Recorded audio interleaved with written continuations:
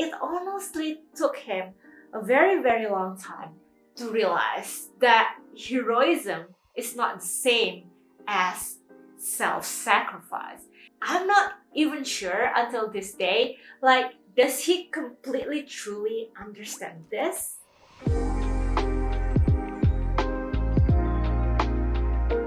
Hi guys, it's Yume. Welcome to my channel. And today I want to ask you, what do you think when you think about Deku? Deku, for me, is perhaps one of the saddest, most stressed out protagonists out there, which is saying quite a lot. But this might not be obvious because firstly he has a functioning mother who is technically already better than half of the other protagonists out there because everybody's orphans. But that aside, when I think about Deku, the first thing that strikes me is how self-destructive he is. So today, let's examine exactly what causes this through the perspective of psychology.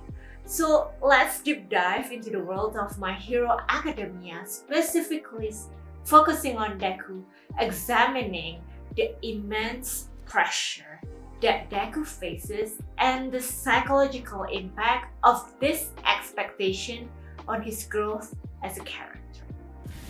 Firstly, let's talk about the origin of these expectations. From the very beginning of the series, Deku is confronted with the harsh reality of a world where having a quirk determines your worth in society, where you are. So, being born quirkless, Deku faces the constant ridicule and dismissal from everybody around him, including Katsuki, Bakugo, or Kacha.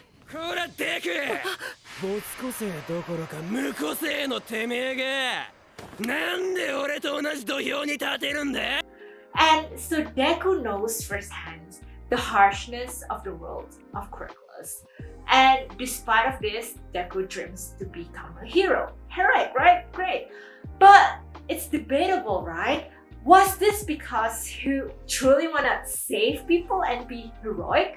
Or is this really because he just doesn't want to be perceived as worthless? So, regardless of this, his determination eventually catches the attention of All Might, who decides to pass on his quirk one for all and all is good.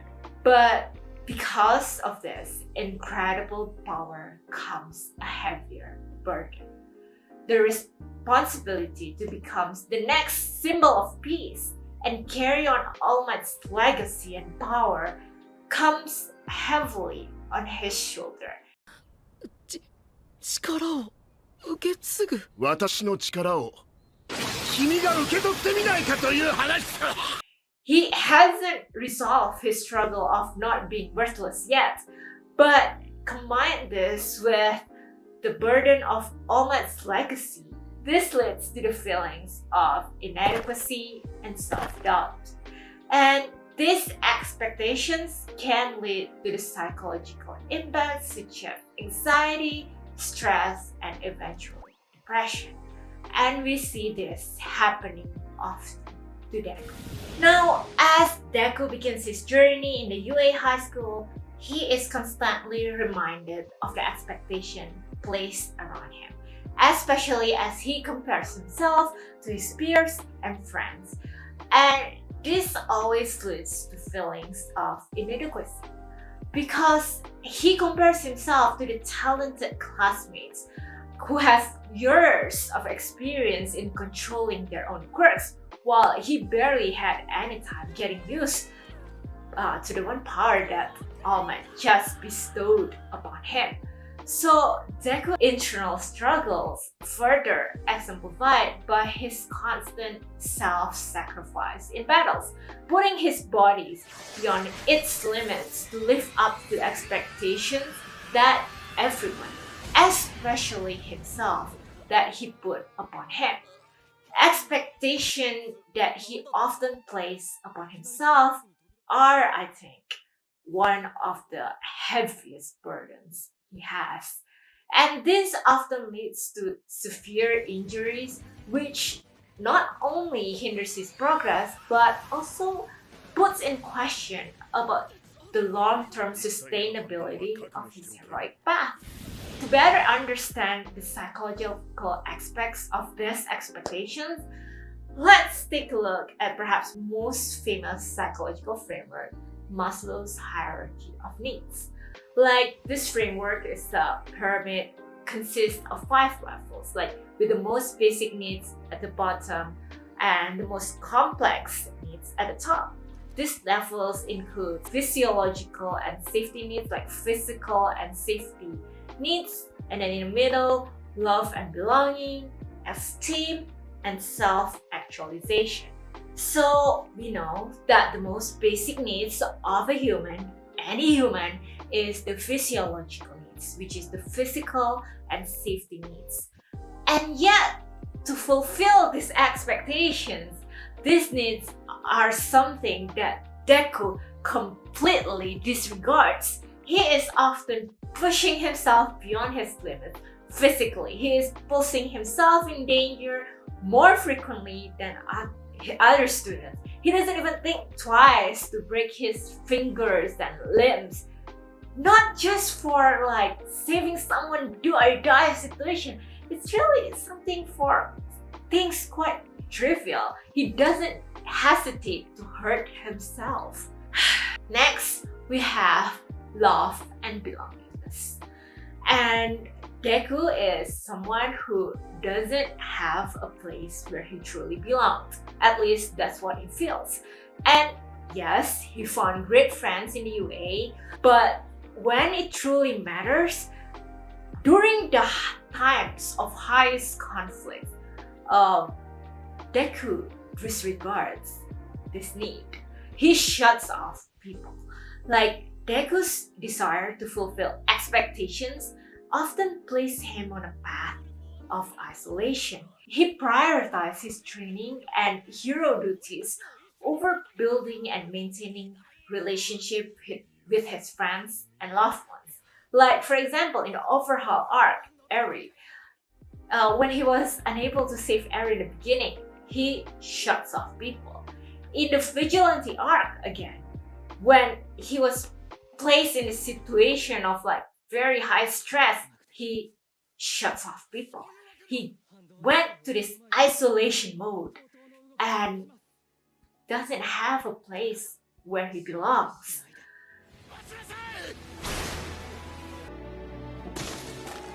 So, in the theory, esteem is one of the top tier needs.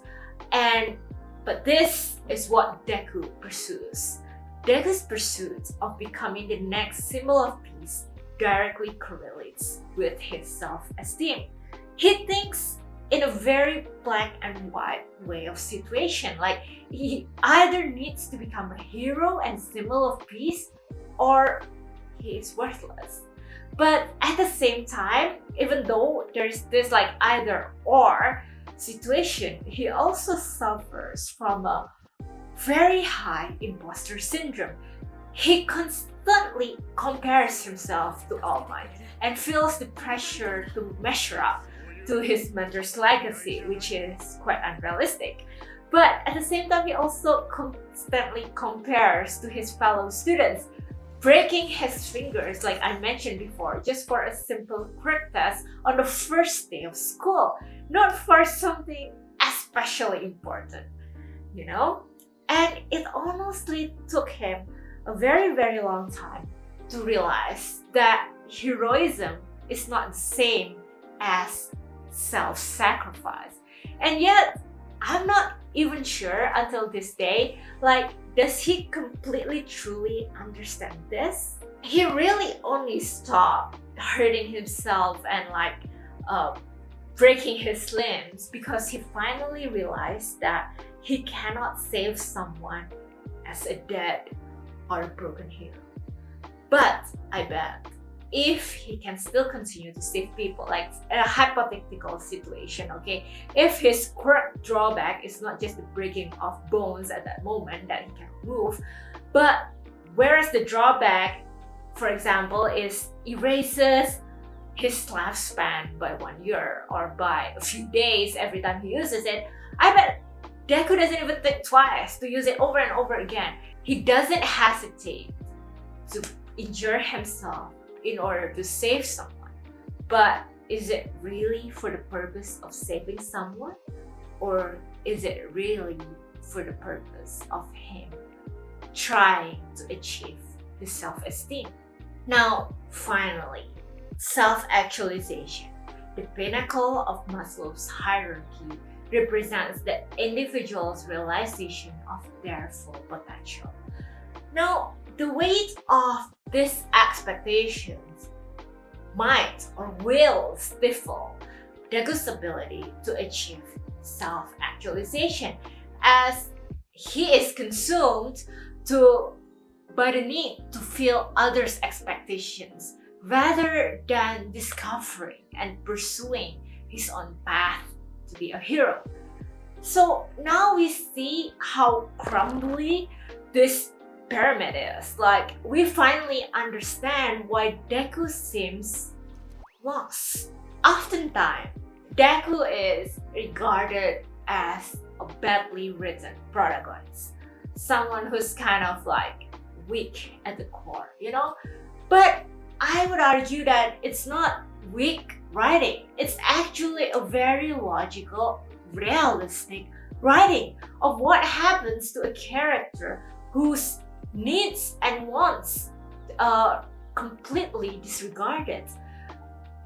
It's like what happens to a character who needs and wants to be a hero, but whose most basic human needs are unmet, ignored, and often completely disregarded. It's like, how can you build a tall building without any strong foundation? How can you build a strong building without the supporting structures, where the supporting structures is crumbly and weak? Similarly, like, how can you be a strong hero where the foundation of that person is incomplete? Now, let's move to vigilante as an outlet.